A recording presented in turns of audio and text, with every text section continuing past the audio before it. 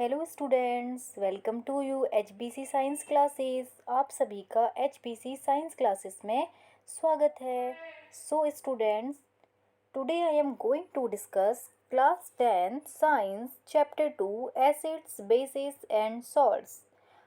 ठीक है, तो आज हम डिस्कस करने वाले हैं क्लास 10 साइंस का चैप्टर 2 एसिड बेसिस और सॉल्ट का पार्ट 4।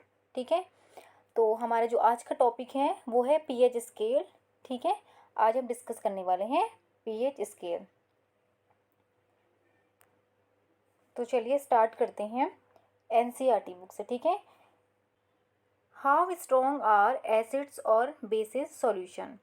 एसिड और बेस के सॉल्यूशंस कैसे स्ट्रॉन्ग होते हैं। ठीक है, अब देखिए जैसे कि हमने पढ़ा था स्ट्रॉन्ग एसिड स्ट्रॉन्ग बेस। ठीक है, हमने समझ लिया स्ट्रॉन्ग एसिड क्या होते हैं और स्ट्रॉन्ग बेस क्या होते हैं। अब यहाँ पे आपका दिया हुआ है हाउ स्ट्रॉन्ग्स आर एसिड्स और बेस सॉल्यूशन। एसिड और बेस के सॉल्यूशन कैसे स्ट्रॉन्ग होते हैं। हमें पता है स्ट्रॉन्ग तो होते हैं, बट ये कैसे स्ट्रॉन्ग होते हैं हमें कैसे पता चलेगा ये स्ट्रॉन्ग एसिड है। कैसे है स्ट्रॉन्ग एसिड, कितना स्ट्रॉन्ग एसिड है। ठीक है, अब चलिए समझते हैं इसमें क्या दिया हुआ हमें कैसे पता चलेगा। We know how acids bases indicator can be used to distinguish between an acid and a base. हमने जाना या हमने समझा कि कैसे एसिड और बेस के इंडिकेटर्स क्या कर सकते हैं, एसिड और बेस को डिस्टिंग्विश कर सकते हैं, दोनों में हमें अंतर बता सकते हैं कि एसिड क्या होते हैं और बेस क्या होते हैं। अब देखिए हमने इंडिकेटर समझ लिया था, इंडिकेटर्स क्या होते हैं। ठीक है, इंडिकेटर्स वो होते हैं जो हमें क्या बताते हैं, एसिड और बेस के बारे में बताते हैं। ठीक है, अब हमने वहाँ पे कौन कौन से इंडिकेटर समझे थे। हमने समझा था लिटमस पेपर, मैथिल ऑरेंज, फिनप्थिलिन, ये हमने इंडिकेटर समझे हुए थे। ठीक है, तो ये हमें कैसे बताते हैं कि क्या एसिड कौन से एसिड होते हैं कौन से बेस होते हैं। अब हमें इनमें हमें क्या पता चला था, कुछ कलर्स थे, वो कलर्स हमें इंडिकेट कर रहे थे कि ये एसिड है या ये बेस है। We have also learn in the previous section about dilution and decreases in concentration of S positive और OS negative ions in a solution। इसके अलावा हमने जो पहला इससे पहले का सेक्शन हमने कंप्लीट कर लिया है, उसमें हमने जो एसिड्स थे या बेस थे उनके डाइल्यूशन के बारे में समझा। ठीक है, एसिड का डाइल्यूशन हमने समझा था ना, एसिड्स क्या करते हैं, जहाँ पे एसिड जो होता है एक कंसनट्रेटेड एसिड होता है, एक डाइल्यूट एसिड होता है। अब कंसनट्रेट एसिड वो होता है जो कह सकते हैं एक तरीके से प्योर एसिड है जिसमें पानी नहीं मिला हुआ है या पानी की मात्रा बहुत कम है। अब उसमें पानी मिला देते हैं तो उसको डाइल्यूशन कर देते हैं हम, उसका डाइल्यूशन करने में वो एसिड क्या हो जाता है, डाइल्यूट हो जाता है। अब होता क्या है जब एसिड को डाइल्यूट करते हैं, एसिड हम जानते हैं एसिड वो होते हैं जिनमें एस पॉजिटिव आयन होते हैं। ठीक है, अब देखिए एस पॉजिटिव आयन तो होते हैं, बट अगर हम इसको डाइल्यूशन करते हैं, इनका डाइल्यूशन करते इसमें पानी मिलाते हैं तो क्या होगा, एसिड फीका हो जाएगा। फीका होने से क्या होगा, उसके एस पॉजिटिव आयन कम होते जाएंगे, यानी कि उसमें क्या होगा, एस पॉजिटिव आयन की मात्रा क्या होगी, कम हो जाएगी। ठीक है, तो क्या है देखिए, can we quantitatively find the amount of these ion present in the solution. क्या हम इन सॉल्यूशन में इनकी जो क्वांटिटी है उसको पता लगा सकते हैं, उसको फाइंड कर सकते हैं। किसको, एस पॉजिटिव आयन को फाइंड कर सकते हैं कि इनकी क्वांटिटी कितनी है। अब डाइल्यूशन हमने किया जैसे कि आपको बताया, अब इसकी मात्रा कम हो रही है इसमें, तो ठीक है, क्या हम इनको पता लगा सकते हैं, बता सकते हैं कि एच कितने ओ एच कितने हैं। कैन वी जज हाउ स्ट्रॉन्ग गिवन एसिड और बेस इज। क्या हम जज कर सकते हैं कि ये एसिड कितने स्ट्रॉन्ग हैं कितने बेस हैं, कितने स्ट्रॉन्ग हैं और कितने वीक हैं। ठीक है, we can do this by making use universal indicator. अब इसके लिए हम किसका यूज़ करते हैं, यूनिवर्सल इंडिकेटर का यूज़ करते हैं। अब इसके लिए देखो पहले हम समझते हैं, इससे पहले सेक्शन में हमने क्या समझा था, इंडिकेटर को समझा था ना। अब इंडिकेटर को समझने के लिए देखिए, जैसे मैं आपको बताऊं इंडिकेटर में हमने क्या समझा था, इंडिकेटर वो होते हैं जो क्या करते हैं, एसिड और बेस का पता लगाते हैं। ठीक है, इंडिकेटर जिसमें हमने क्या पढ़ा था, जैसे एक एग्जाम्पल तो लिटमस पेपर का ही आपको।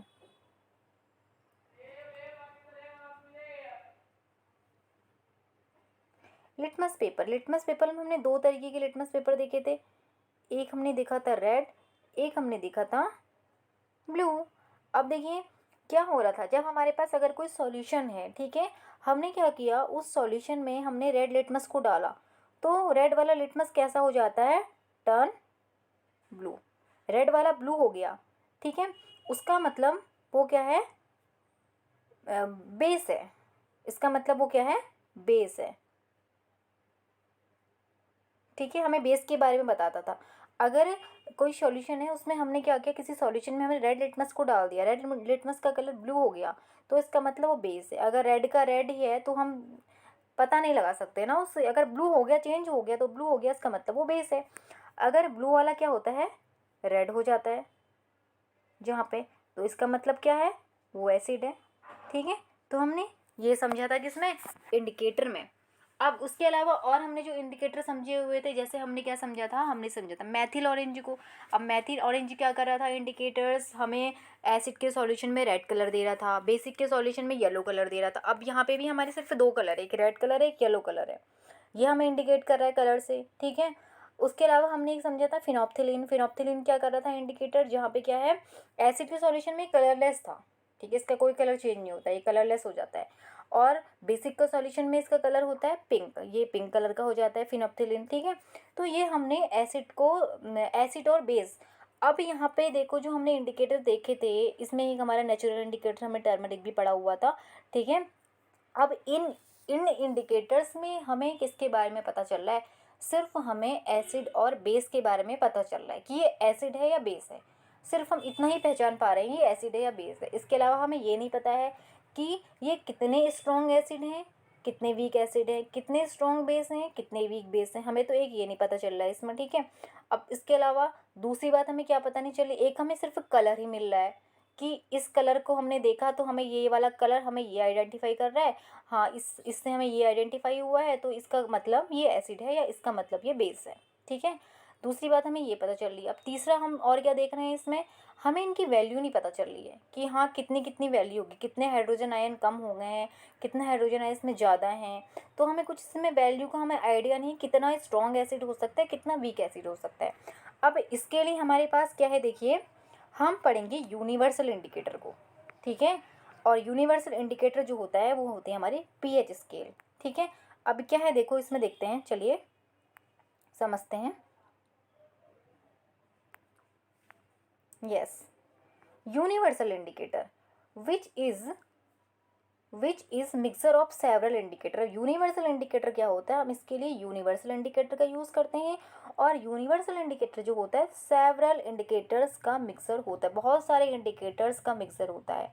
अब बहुत सारे इंडिकेटर्स का मिक्सर है कि इंडिकेट करना मतलब ये हमें एसिड का भी बता रहा है, हमें बेस का भी बता रहा है, हमें न्यूट्रल सॉल्यूशन का भी बता रहा है। इसके अलावा इसमें बहुत सारे कलर्स हैं, बहुत सारे कलर्स हमें इंडिकेट करते हैं अलग अलग चीज़ों के बारे में, अलग अलग हमें वैल्यूज़ के बारे में।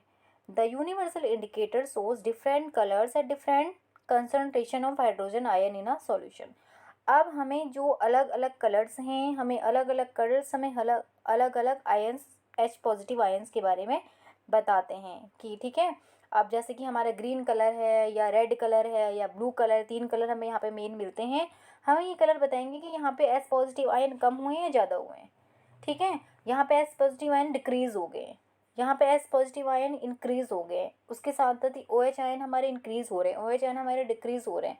तो इन जो हमारे कलर्स इंक्रीज़ हो रहे हैं, डिक्रीज़ हो रहे हैं, इनकी कुछ वैल्यूज़ है, वो हमें वैल्यू पता चलती है किसमें, पीएच स्केल में। ठीक है, अब क्या है देखो, मेन जो हमारी पीएच स्केल की डेफिनेशन है। ठीक है, पीएच स्केल होती क्या है, a scale for measuring hydrogen ion concentration, वो स्केल जो हाइड्रोजन आयन के कंसनट्रेशन को मेज़र करती है किसी सॉल्यूशन में, उसे पीएच स्केल कहते हैं, या इसके लिए पीएच स्केल डेवलप की गई है। ठीक है, पीएच स्केल क्या है, पीएच स्केल वो है, या पीएच स्केल इसलिए डेवलप की गई है जो क्या करती है, हाइड्रोजन आयन के कंसंट्रेशन को मेज़र करती है, या किसी सॉल्यूशन में हाइड्रोजन आयन के कंसंट्रेशन को मेज़र करती है। पीएच स्केल क्या बताती है, एस पॉजिटिव आयन के बारे में हमें बताती है।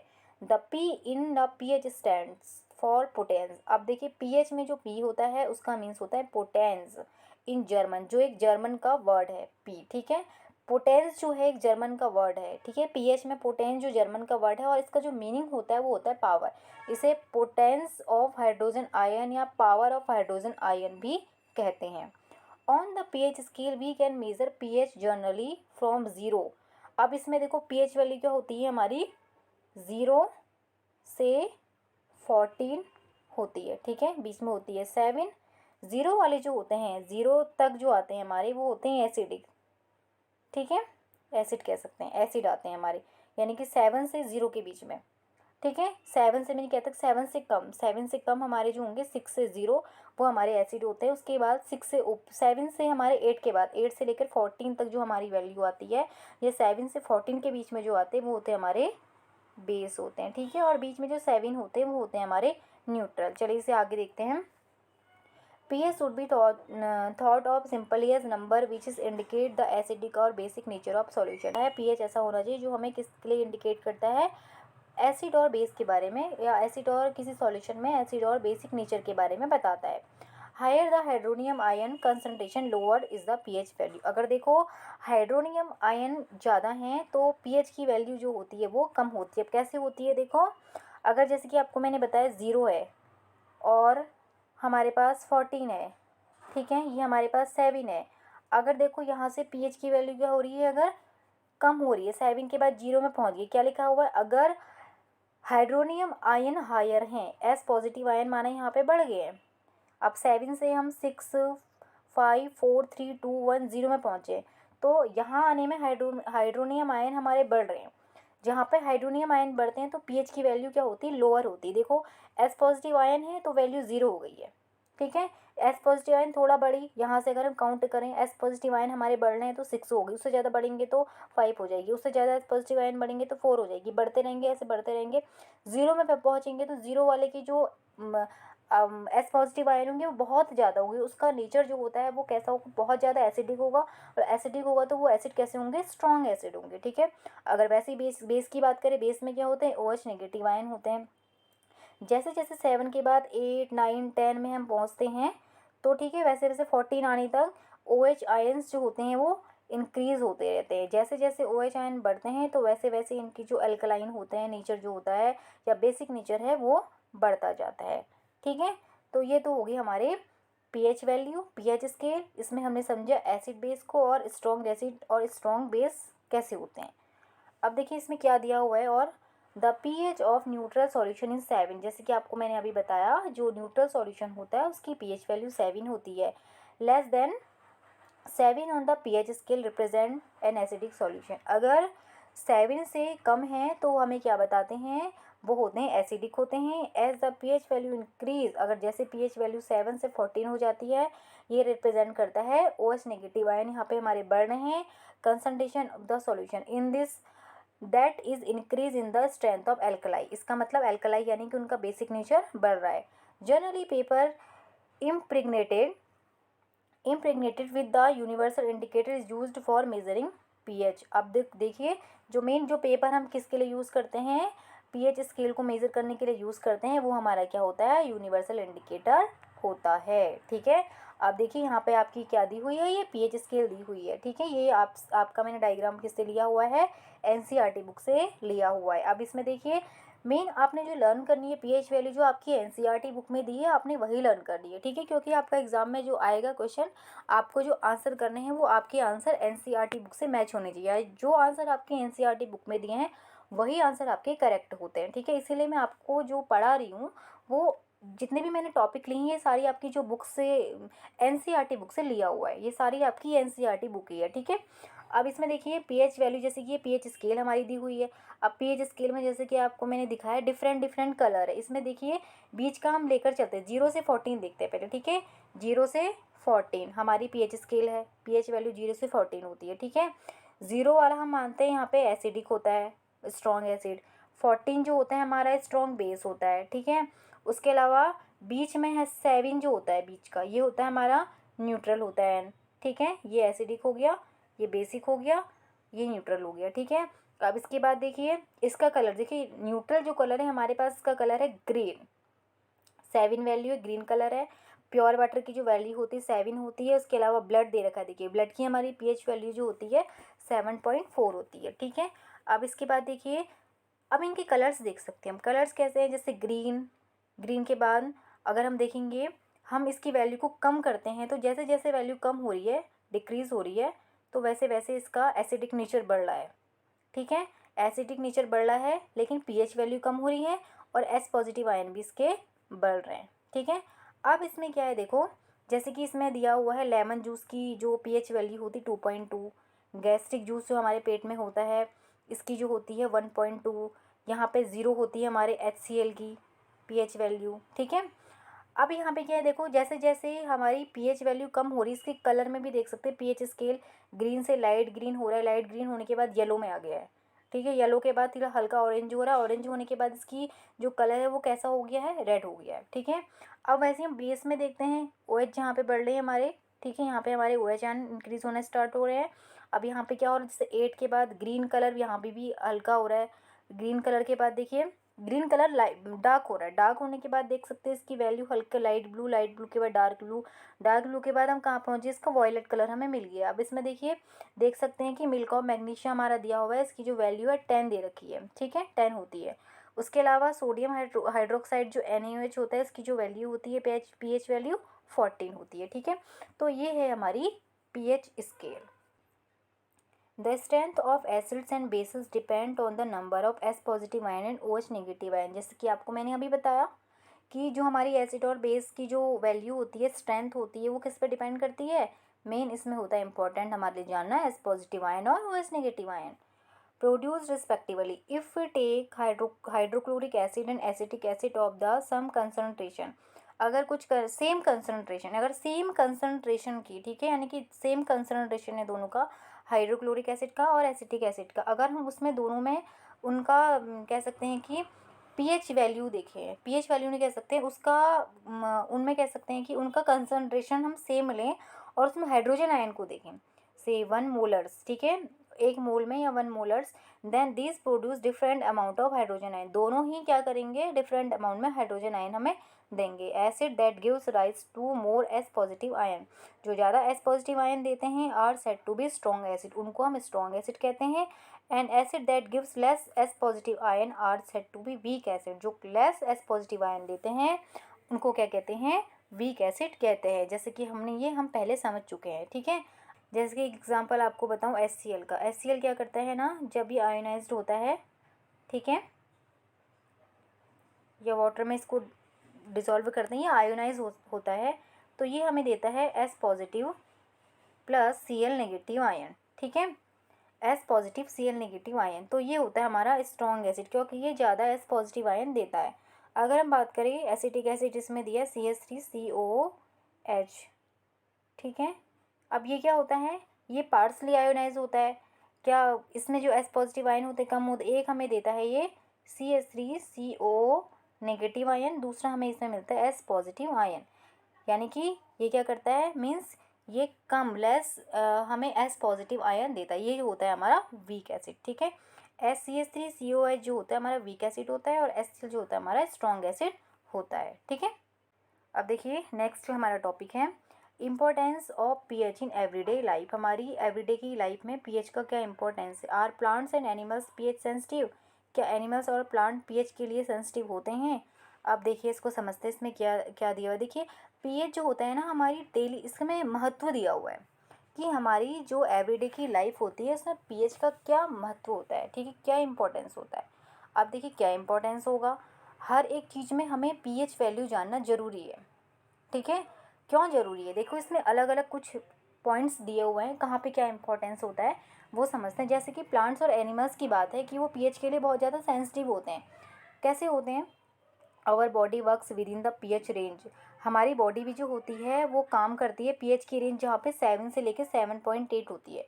हमारी बॉडी भी, एनिमल्स की बॉडी भी pH के लिए बहुत सेंसिटिव होती है, इतना, यानी कि हमारी बॉडी का जो pH है 7 से 7.8 तक।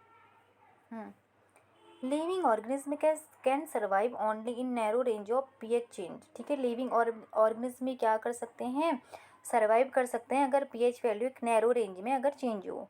When pH of rain water is less than 5.6, अगर pH जो होता है रेन का 5.6 से कम हो जाता है, उसे क्या कहते हैं हम, एसिड रेन कहते हैं। एसिड रेन वो है जब रेन के साथ क्या आने लगता है, सल्फ्यूरिक और नाइट्रिक एसिड, ठीक है, बारिश के साथ इनके एसिड आने लगते हैं, ठीक है। तो क्या होती है उस रेन को हम क्या कहते हैं, एसिड रेन कहते हैं, जिसमें क्या होता है सल्फ्यूरिक एसिड होता है, हमारा नाइट्रिक एसिड होता है, एसिड रेन होती है। अब एसिड रेन क्या होती है, जहाँ पे बारिश जो होती है हमारी, उसकी जो pH वैल्यू जो होती है 5.6। अब देखिए वहाँ पे क्या इंपॉर्टेंस है इसका, यानी कि हमें रेन वाटर का pH पता होना चाहिए। अगर हमें रेन वाटर का pH पता होगा तो उससे हम बता सकते हैं कि ये रेन एसिडिक है या नहीं है। When acid rain flows into the river. अब इससे क्या होगा देखो, हमें अगर रेन की पीएच वैल्यू पता चल जाएगी तो हमें ये पता हो जाएगा कि ये इस रेन में एसिड है या नहीं है। और दूसरी बात हमें क्या पता चलेगी, इससे क्या होगा, जब ये नदियों में, देखिए क्या है इसका रीजन, जब ये नदियों में पानी जाता है, ठीक है, जब एसिड रेन क्या होगी, नदियों में पानी ये जाता है, it lowers the pH of the river. अब यहाँ पे नदियों के पानी का जो पीएच है वो भी क्या होगा, कम हो जाएगा। The survival of aquatic life, ठीक है, इन सच रिवर्स बिकम डिफ़िकल्ट। और जो एनिमल्स, ठीक है, जलीय जंतु जो कहाँ रहते हैं, इस रिवर में रहते हैं, इस रिवर में सर्वाइव करते हैं, उनका क्या हो जाएगा, जीना मुश्किल हो जाएगा। ठीक है, इसके अलावा भी बहुत से एनिमल्स हैं उस पानी को ड्रिंक करते हैं, नदियों के पानी को पीते हैं, एनिमल्स करते हैं, ह्यूमन बींग्स भी उस वाटर का यूज़ करते हैं।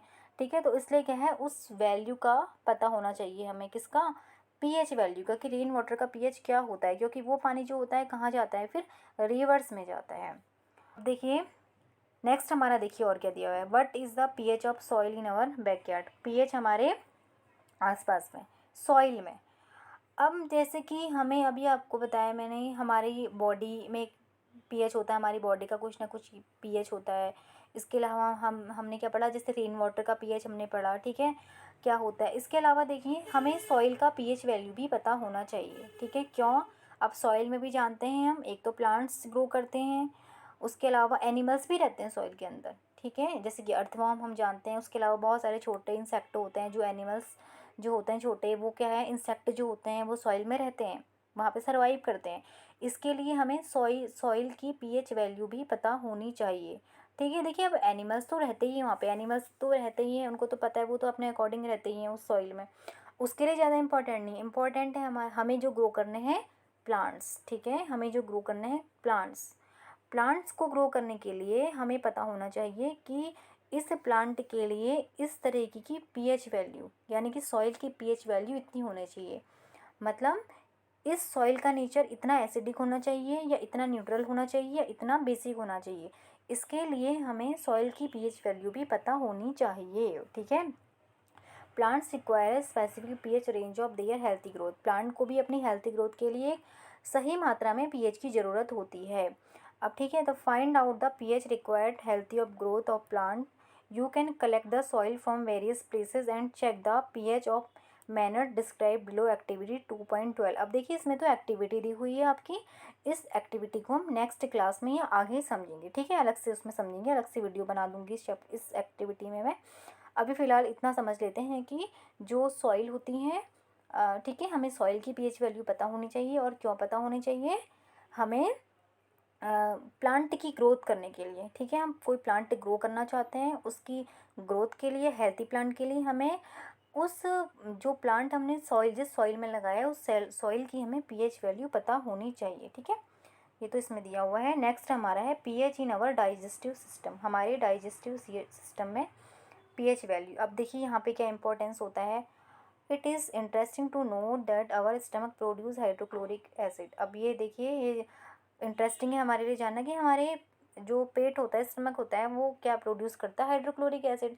अब ये हमने बायोलॉजी में पढ़ लिया, न्यूट्रिशन इन एनिमल्स जब हमने चैप्टर पढ़ा था, तो वहाँ पे हमने समझा था कि हमारे जो स्टमक है वहाँ पे हाइड्रोक्लोरिक एसिड होता है। ठीक है, अब हाइड्रोक्लोरिक एसिड क्या हेल्प करता है, it helps in the digestion of food, ये हमारे फूड को डाइजेशन में हेल्प करता है, विदाउट हार्मिंग द स्टमक, हमारे स्टमक को बिना हार्म पहुँचाए ये हमारे फूड को डाइजेस्ट करता है।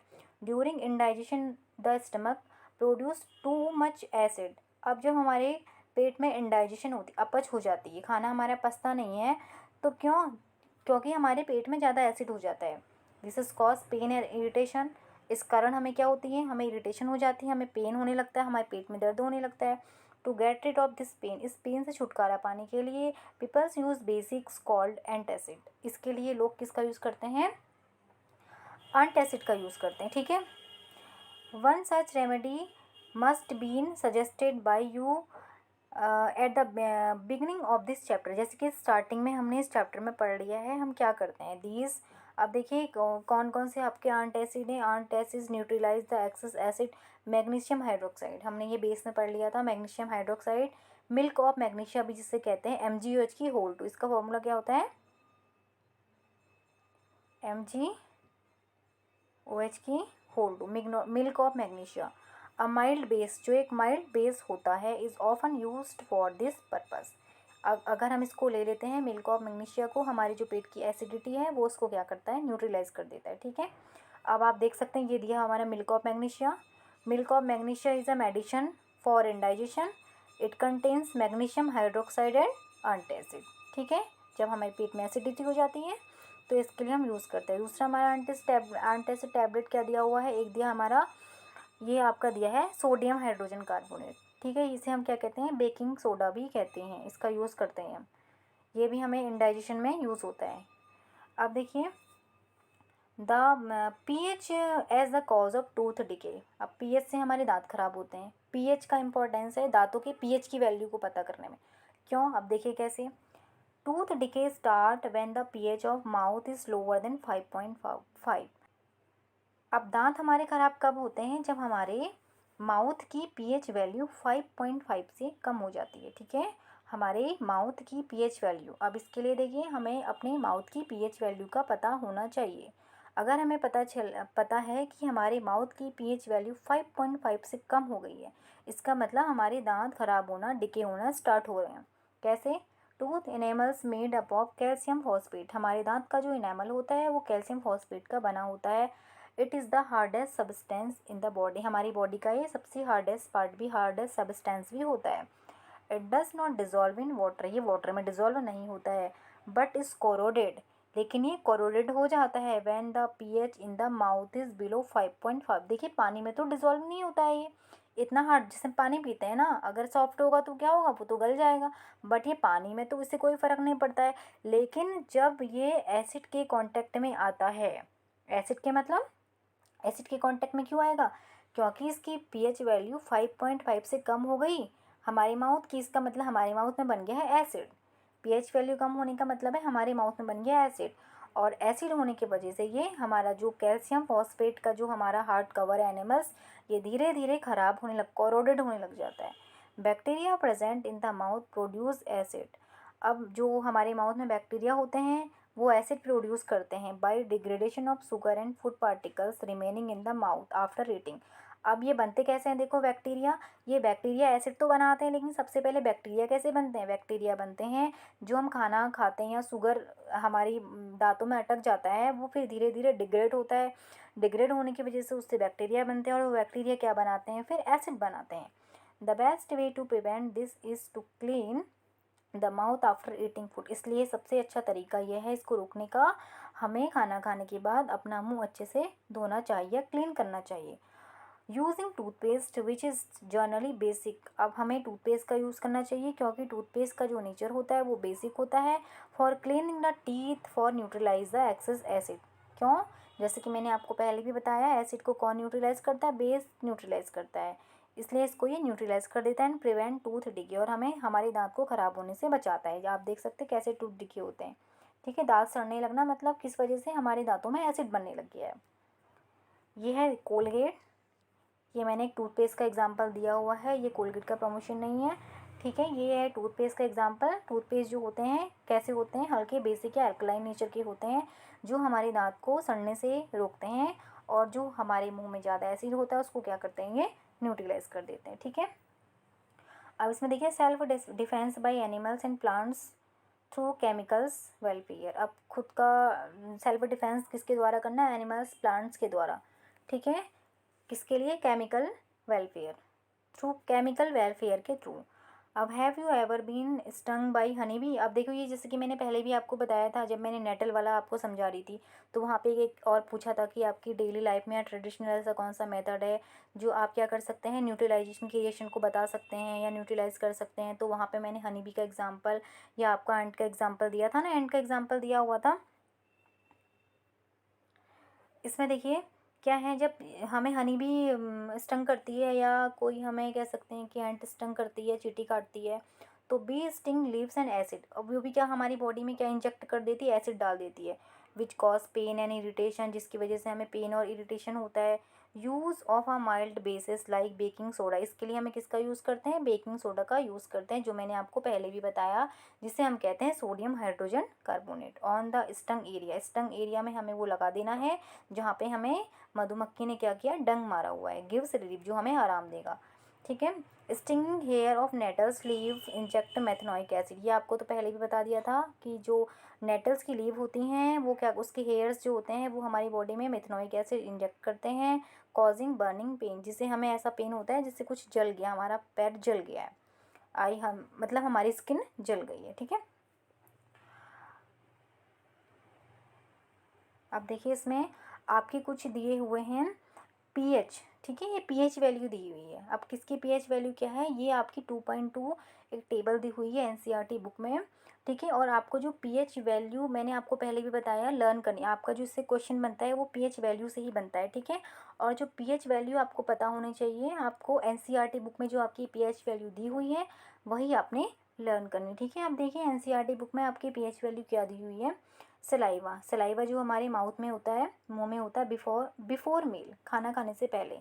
अब देखिए यहाँ पे पीएच वैल्यू जो है, पीएच पेपर में इसका कलर हम देखते हैं तो ग्रीन आएगा। ठीक है। और इसकी जो वैल्यू होती है वो 7.4 होती है। ठीक है। खाना खाने से पहले सलाइवा की जो पीएच वैल्यू होती है वो 7.4 होती है। 7.4 होने का मतलब इसका है जो नेचर होगा वो बेसिक होगा। क्यों होगा बेसिक, क्योंकि 7 होगा तो न्यूट्रल हो जाएगा, कुछ पॉइंट में बढ़ चुका है, 4 हो चुका है, तो नेचर कैसा हो जाएगा, इसका बेसिक हो जाएगा।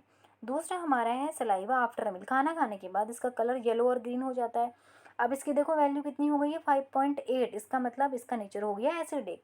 लेमन जूस, लेमन जूस हमारा आता है ऑरेंज, ऑरेंज में देखेंगे तो आप 2.2 इसकी वैल्यू आएगी और नेचर होगा एसिडिक। कलरलेस एरिएटेड ड्रिंक, अब इसका जो कलर आता है येलो और ग्रीन आता है। ठीक है। येलो और ग्रीन जैसा हमें दिखाई देगा। वैल्यू जो इसकी आती है 5.0 से 6.0 आती है। अब दोनों ही केस में हम देखेंगे तो नेचर इसका एसिडिक होगा। ठीक है। कैरोट जूस, येलो और ग्रीन इसका कलर आता है और पीएच जो वैल्यू होती है इसकी वो होती है 5.6 से 6.0, इसका नेचर भी हमारा एसिडिक होता है। अब देखिए कॉफ़ी, कॉफ़ी का कलर जो आता है येलो आता है। अब इसकी पीएच वैल्यू होती है 5.0, इसका नेचर होता है acidic. Tomato juice orange colour 4.1 and acidic nature. Tap water देखिए नल के पानी का इसमें कितना है, इसमें जो कलर आता है ग्रीन, ग्रीन तो हम देखते भी है ना, उसमें पीएच स्केल में मैंने आपको बताया था ग्रीन जो कलर 20 सेंटर का हमें आता है, 7 वैल्यू होती है। बट इसकी जो वैल्यू होती है डिपेंड करता है कि पानी कैसा आ रहा है अभी। ठीक है। तो कभी कभी इसकी वैल्यू क्या होती है 6.5 कम भी हो जाती है, कभी ज़्यादा भी हो सकती है। बट इसका जो नेचर होता है वो न्यूट्रल ही होता है। इसकी 7 से वैल्यू कम भी हो सकती है, ज़्यादा भी हो सकता है, कभी नेचर बेसिक भी हो सकता है, कभी हल्का एसिड भी आ सकता है उसमें। ठीक है। क्योंकि इसमें क्या होता है ना, टैप वाटर में कभी कभी बहुत सारी चीज़ें मिक्स, इसको प्यूरीफाई करने के लिए इसमें से क्लोरीन गैस, ब्लीचिंग पाउडर इसमें मिला दिया जाता है। ठीक है। तो इसीलिए इसका नेचर बेसिक भी हो सकता है, एसिडिक भी हो जाता है। बट इसका जो नेचर कह सकते हैं, सॉरी इसकी जो वैल्यू हो सकती है, इसकी वैल्यू जो हो सकती है कम भी हो सकती है पीएच वैल्यू, ज़्यादा भी हो सकती है, बट इसका जो नेचर होगा वो न्यूट्रलाइज होगा। ठीक है। अब इसमें देखिए नेक्स्ट हमारा दिया हुआ है 1 मोल NaOH, इसका जो कलर हमें मिलता है पर्पल, और हमने टेबल में भी देखा था NaOH का जो हमें पीएच वैल्यू मिली थी वो हमें मिली थी 14, और इसका जो नेचर होता है वो होता है बेसिक। ठीक है। HCl जो होता है इसका जो कलर हमें मिलता है रेड, इसकी जो वैल्यू होती है 0.0 और नेचर होता है एसिडिक। ठीक है। तो आज के लिए इतना ही, मिलते हैं नेक्स्ट वीडियो में। अगर आपको ये वीडियो पसंद आया तो please do like share and subscribe. Thanks for watching.